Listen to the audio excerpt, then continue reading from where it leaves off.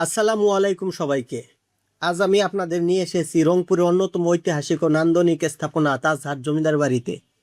বাইরে থেকে দেখলেই মনে হবে যেন কোনো রাজপ্রাসাদের সামনে দাঁড়িয়ে আছি।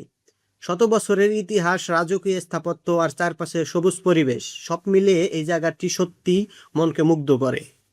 চলুন আজকের ভ্রমণে শুধু একটি বাড়ি নয়, বরং ইতিহাসের পাতায় হারিয়ে যাওয়া এক জমিদার বাড়ির গল্প শুনি। তাজহাট জমিদার বাড়ি প্রতিষ্ঠিত হয়েছিল বিংশ শতাব্দীর শুরুর দিকে, আনুমানিক 1908 সালের দিকে। এর প্রতিষ্ঠাতা ছিলেন মহারাজা কুমার গোপাল লাল রায়। তিনি ছিলেন অত্যন্ত ধনী ও প্রভাবশালী জমিদার। শোনা যায় তার পরিবার একসময় রত্ন ও গয়নার ব্যবসার সঙ্গে জড়িত ছিল। তাজহাট নামটি এসেছে তাজ শব্দ থেকে। কথিত আছে পরিবারের সদস্যরা মূল্যবান রত্নখচিত তাজ বা মুকুটের ব্যবসা করতেন। সেই থেকেই এই এলাকার নাম হয়ে যায় তাজহাট। জমিদার বাড়িটি নির্মিত হয়েছে ইউরোপীয় ধাঁচে। সামনে রয়েছে বিশাল সিঁড়ি, উঁচু স্তম্ভ, খিলান আর সুদৃশ্য বারান্দা। দূর থেকে দেখলে মনে হবে যেন কোনো ঐতিহাসিক সিনেমার সেটে চলে এসেছি। প্রাসাদটির ভেতরে রয়েছে বড় বড় কক্ষ, প্রশস্ত হলরুম এবং সুন্দর নকশার ছাদ।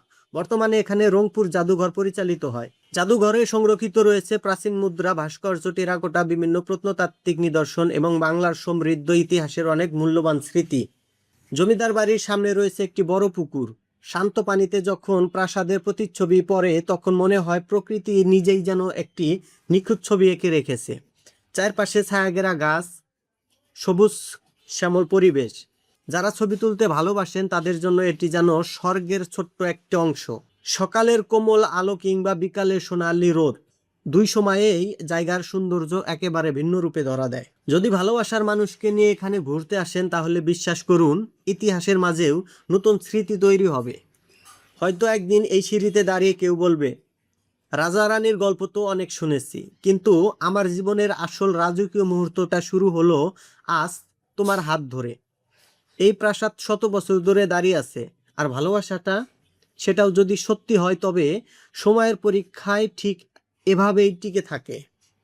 তবে একটা কথা বলি, এই বিশাল জমিদার বাড়ি দেখে অনেকেরই মনে হতে পারে, আহা যদি আমি এই বাড়ির উত্তরাধিকারী হতে পারতাম। কিন্তু বাস্তবতা হলো বাড়ি দেখে স্বপ্ন দেখা ফ্রি। বর্তমানে তাজহাট জমিদার বাড়ি বাংলাদেশ সরকারের প্রত্নতাত্ত্বিক অধিদপ্তরের তত্ত্বাবধানে সংরক্ষিত একটি গুরুত্বপূর্ণ ঐতিহাসিক স্থাপনা। এটি রংপুর শহরের কেন্দ্র থেকে প্রায় 3 কিলোমিটার দক্ষিণ পূর্বে তাজহাট এলাকায় অবস্থিত। তাই শহর থেকে খুব সহজেই রিক্সা, অটোরিক্সা বা ব্যক্তিগত গাড়িতে এখানে পৌঁছানো খুবই সহজ। তাজহাট জমিদার বাড়ি শুধু একটি পুরনো ভবন নয়, এটি আমাদের ইতিহাস, সংস্কৃতি ও ঐতিহ্যের এক অমূল্য সাক্ষী। যদি কখনো রংপুরে আসেন তাহলে এই রাজকীয় প্রাসাদটি অবশ্যই ঘুরে দেখবেন। ইতিহাসকে কাছ থেকে অনুভব করবেন, প্রকৃতির সৌন্দর্য উপভোগ করবেন, আর ক্যামেরায় বন্দি করবেন কিছু অসাধারণ মুহূর্ত। আজকের ভ্রমণ এখানেই শেষ করছি।